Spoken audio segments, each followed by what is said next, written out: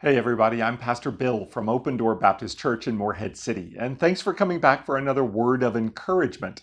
These are weekday videos that we're putting out to give us some help, some aid, some support to get our eyes and minds and focus back onto God's stable and eternal words of encouragement in the Bible, as opposed to the messaging of the world coming from all around us constantly. And today we are going to jump ahead just a little bit in our E100 reading plan and take a look at a passage coming out of the book of Joshua.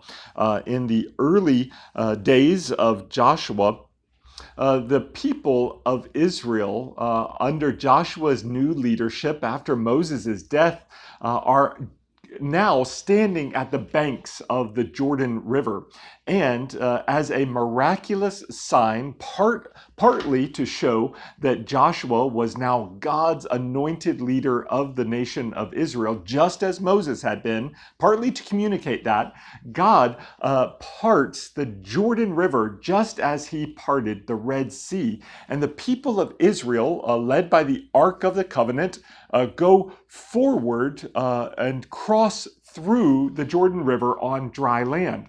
And after this happens, and everyone is on the other side, we read these interesting words coming out of Joshua chapter 4, beginning in verse 4. So Joshua summoned the 12 men he had selected from the Israelites, one man for each tribe, and he said to them, "Go across to the ark of the Lord your God in the middle of the Jordan, and each of you lift a stone onto his shoulder, one for each of the Israelite tribes, so that this will be a sign among you. In the future, when your children ask you, 'What do these stones mean to you?' you should tell them, 'The waters of the Jordan were cut off in front of the ark of the Lord's covenant.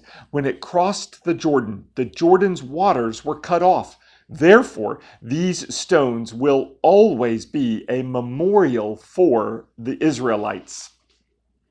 Well, the point or the highlight of encouragement that I want to make to you today out of this passage is that God is working among his people in mighty, mighty ways. The physical crossing of the Jordan River is relatively small and unimportant, considering the crossing from death into life, eternal spiritual death into eternal spiritual life of God's elect, God's people today, that has been going on since even that time. This is phenomenal. This is amazing, really. And the highlight that I want to make here is those stones and the question of the children of the Israelites.